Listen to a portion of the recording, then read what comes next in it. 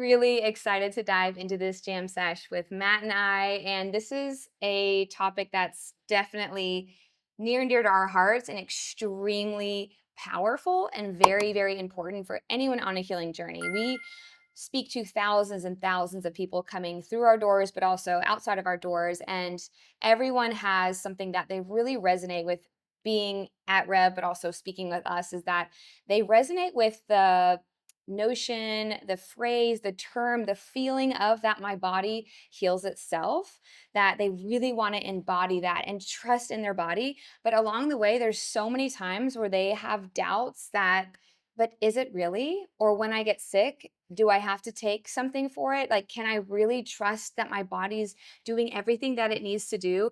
And they have doubts. When I'm with my children, like when they have a fever, like, what do I do? Trusting in their body, trusting in my body. So this is a conversation we want to have, and little reminders that you guys can remind yourselves of when you are feeling those doubts, because it's totally okay to feel those doubts. We're going to get into that, but a huge piece of it is that it's our culture, the conditioning within it, that we were all kind of made to believe that we were broken and kind of like robots, to where if something is broken, we need to fix it.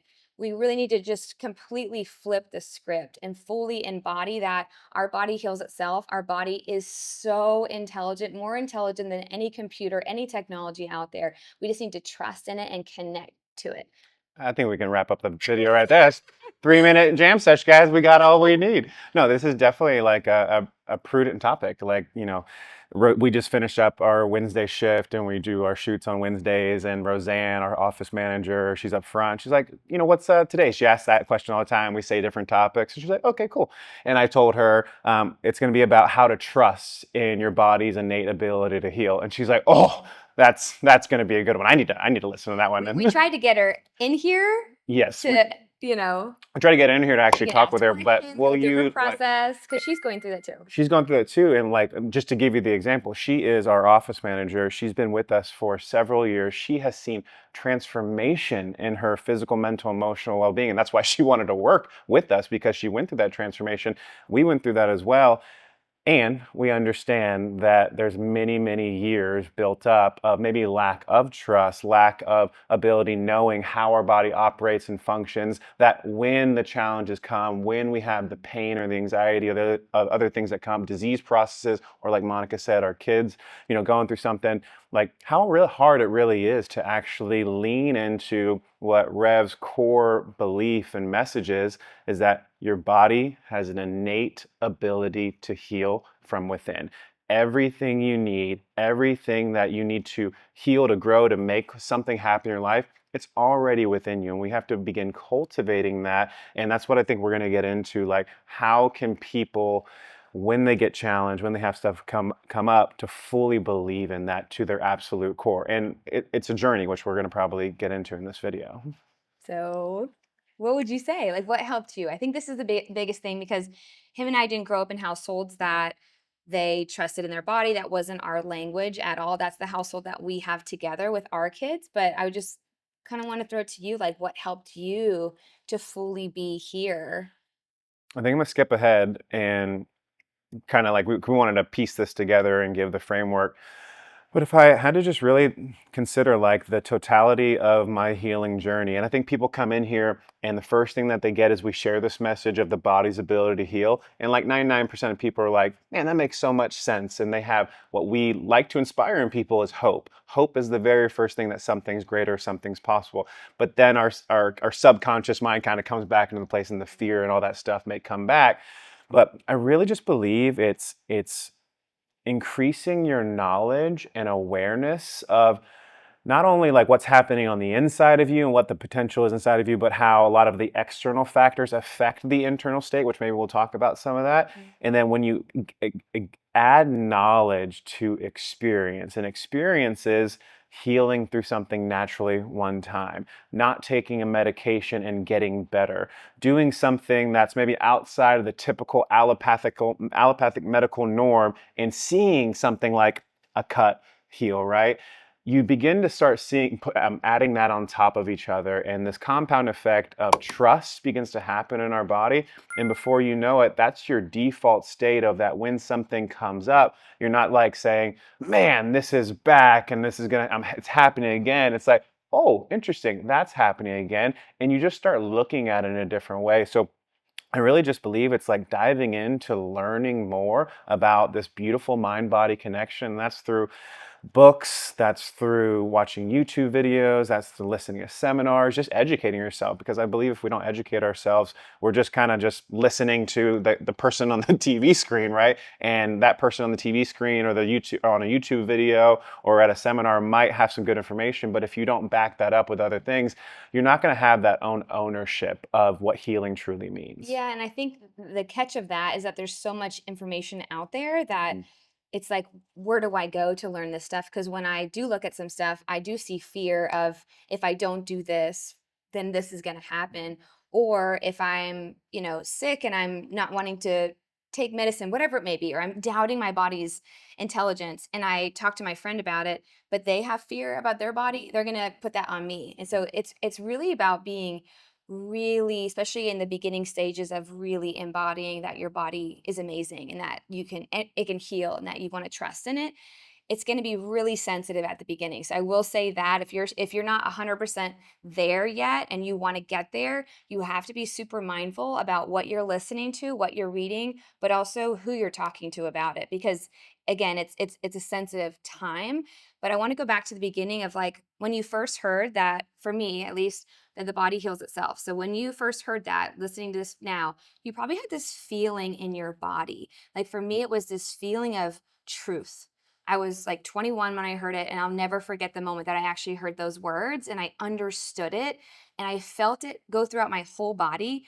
That feeling of truth is what you're going to have to go back to during these moments of doubt and during those moments of, you know, the knowledge, like he was talking about. I'm reading something, I have that feeling of full body truth, like this is what I need to hear. Or, I don't know, this doesn't feel right. Maybe that's a sign that you shouldn't be reading whatever you're reading. I mean, this is like etherical things because we don't Mhm. have like tangible things. But I just want you to know that feeling and always revert back to that feeling, because that feeling is never going to lie and it has like deep truth to it. So I just want to stick with that.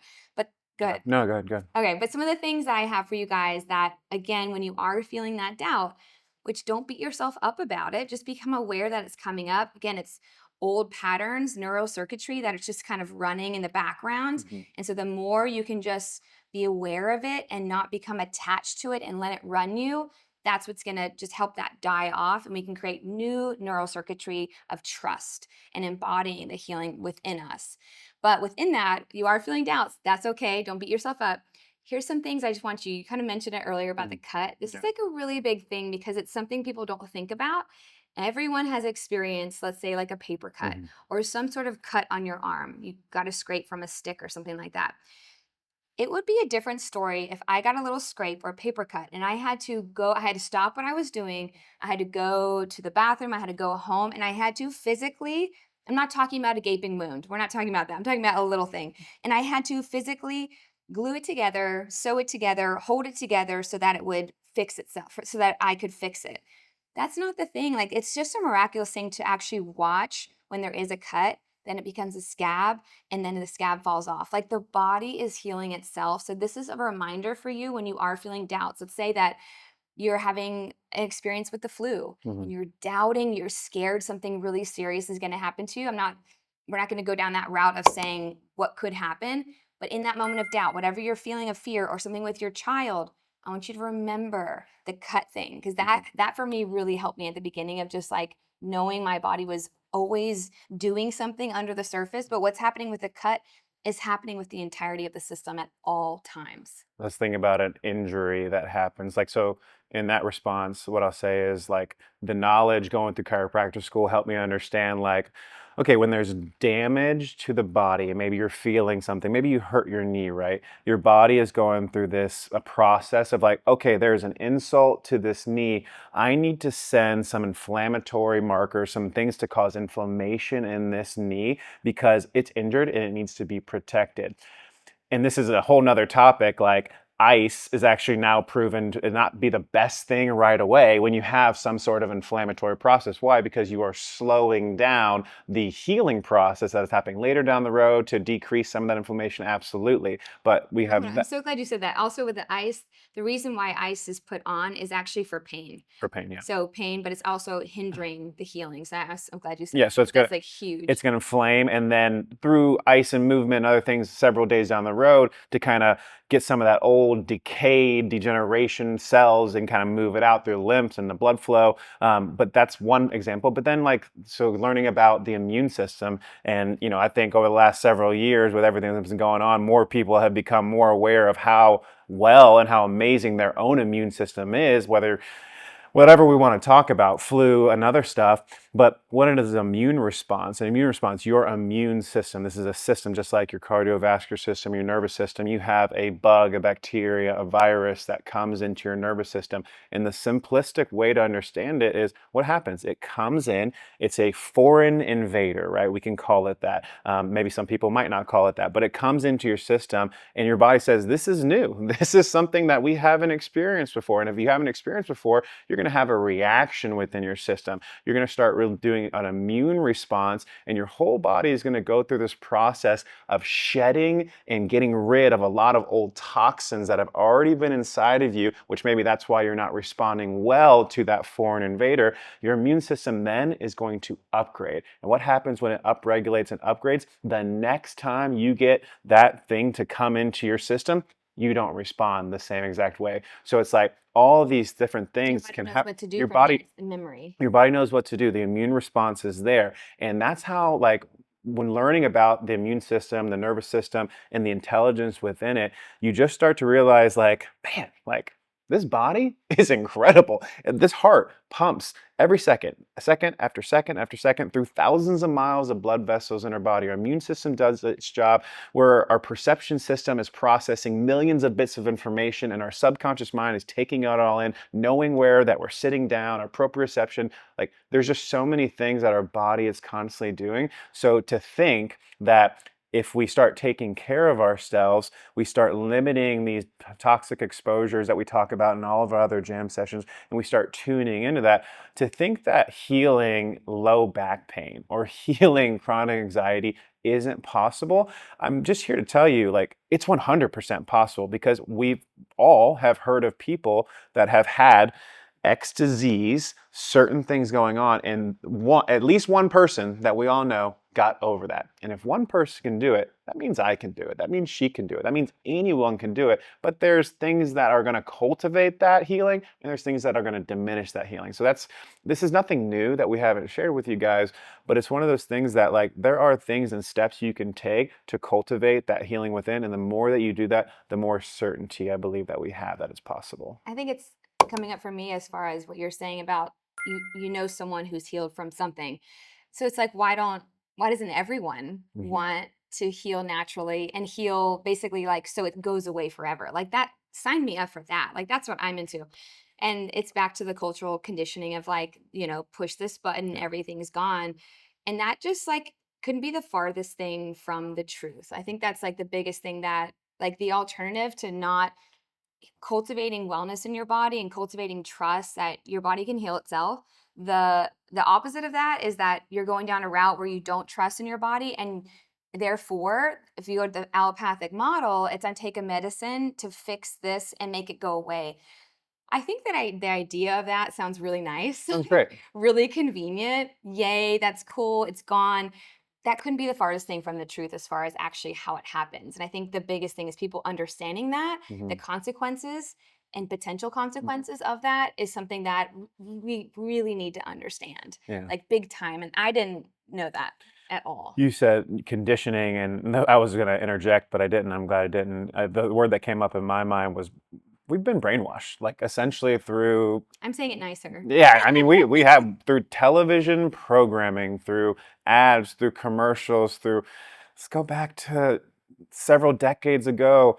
It's great to smoke. Smoking is healthy, right? And there was advertisements to get everyone to smoking. Now we know later down the road that probably wasn't the smartest thing, right? So there's a lot of interest in it, and I'm not here to debate that. And people are going to make their money, people are going to sell things. But if you are taking your way of belief and the way of your healing through what medical doctors, only what the drug companies say, only what these commercials say, that you have this problem and you need to take this drug, like, there are some cases, and we have absolutely softened in our openness to the medical allopathic model, because there are sometimes some situations, some surgeries that are absolutely necessary in life-threatening places to be able to support. But there is, and I say this with the most love and certainty, there is no drug, there is no surgery that can create the cellular regeneration, healing possible within our own bodies.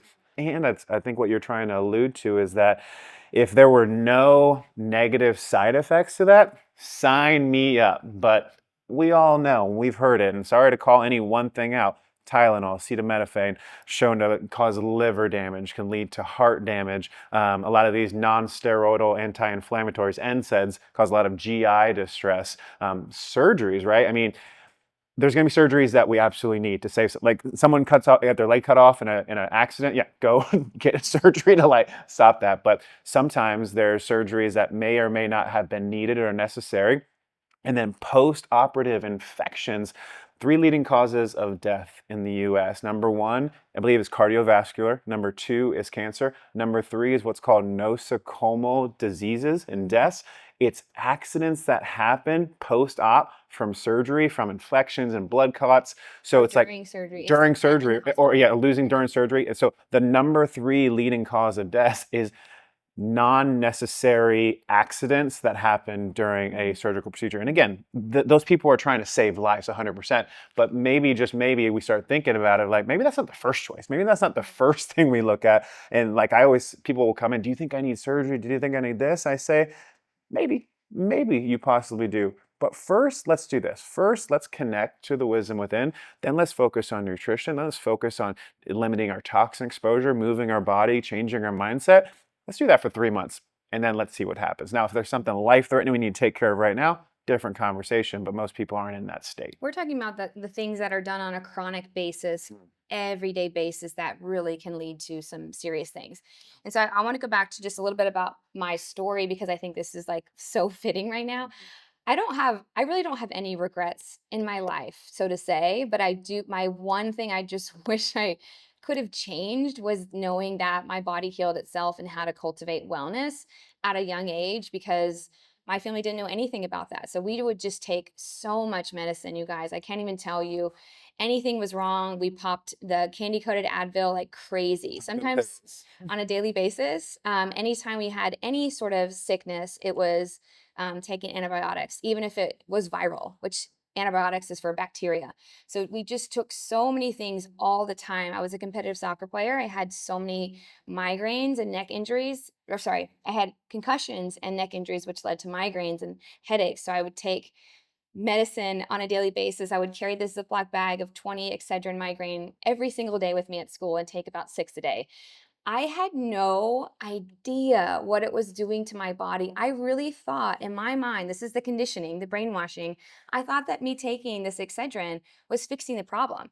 My problem wasn't that I had a Excedrin deficiency, that I needed Excedrin. My body was screaming out that I needed healing, real healing. And the consequence of all this medicine that I was taking, and unprocessed emotions, I'm gonna throw that in there, Hmm. and not nourishing my body at all. I didn't know anything about that.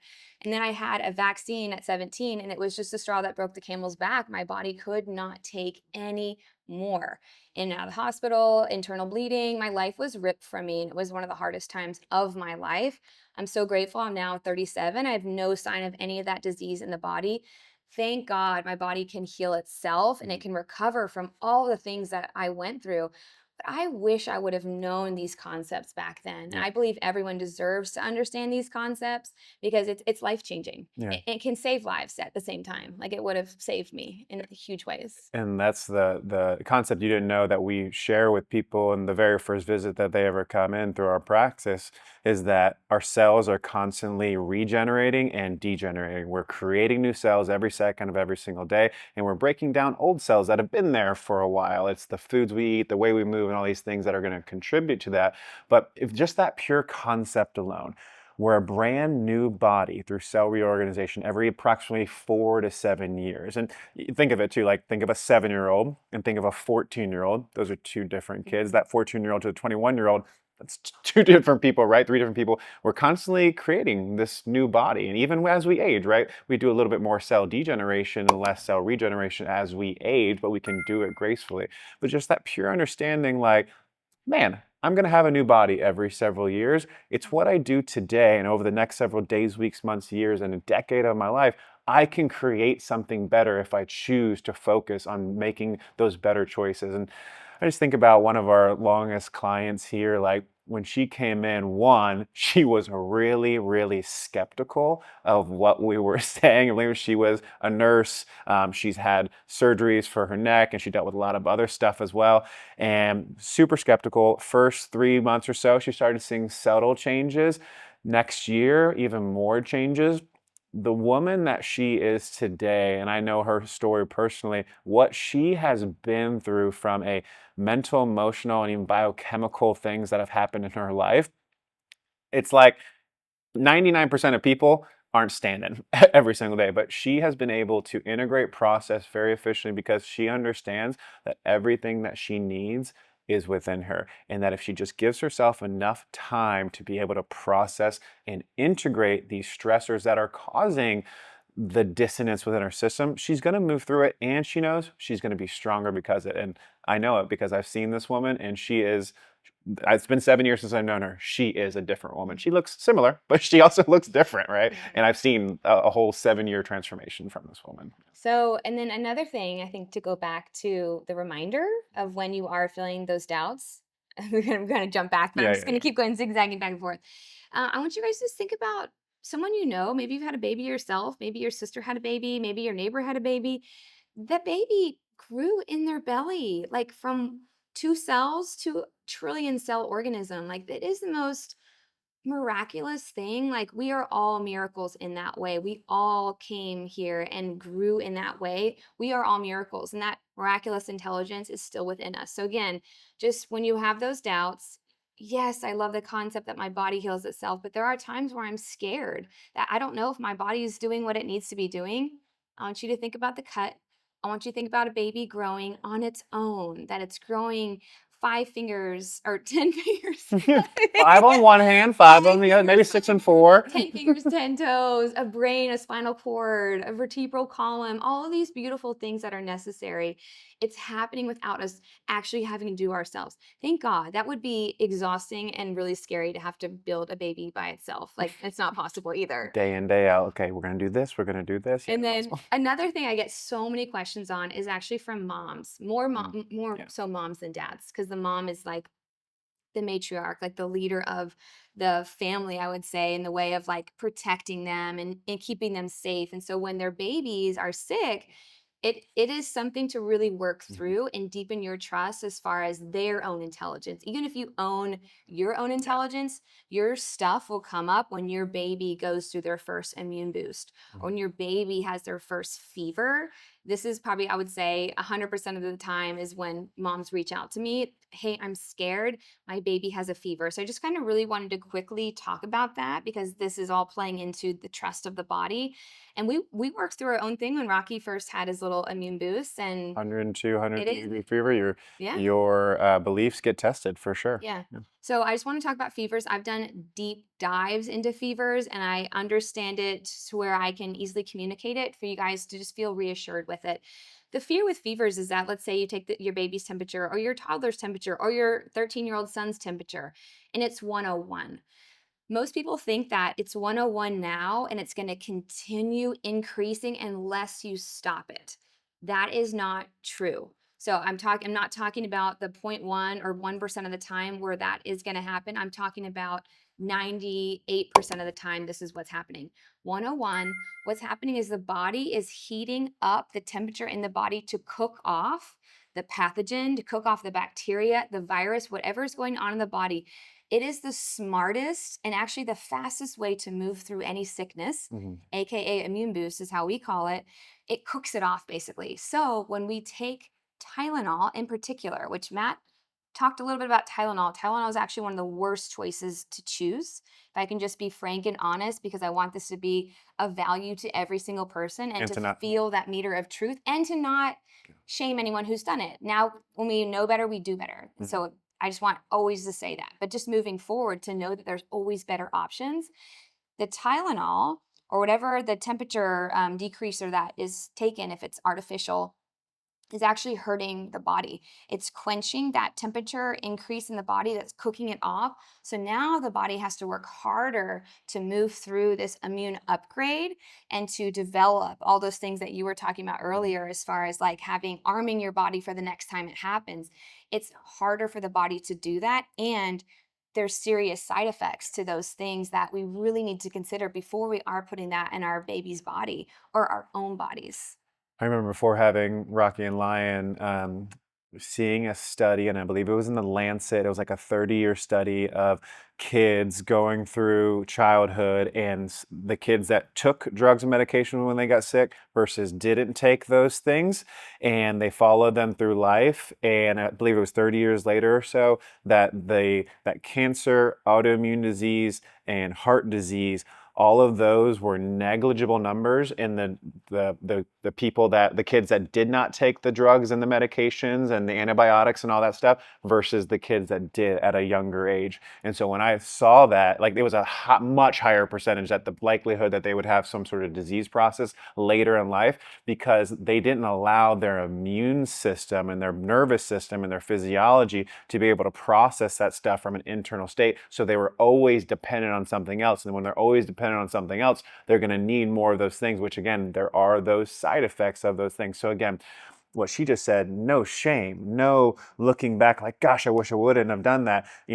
We all have had those things, but you have a choice and decision now to start looking at things differently. And I just remember hearing that. And I'm like, that makes a lot of sense. And that's what we believed. And like she said earlier, like your belief will get tested. And I guess I'm just want to just finalize it with being like, it's okay if it gets tested. It's okay if you doubt. But as soon as you can, connect to some of the things that we're talking about. And I promise you, you do that over the years, you just come to a place of complete trust in your body's ability to heal, even in the face of the most challenging things that come up. And that's been my biggest. Yeah, and I like that you said experience is a big thing. So going just real quick back to the fever to close the fever thing out, experience of guiding your child through their first, let's say, 101-degree fever is the most empowering thing. I see it on my friends' faces, our clients' faces.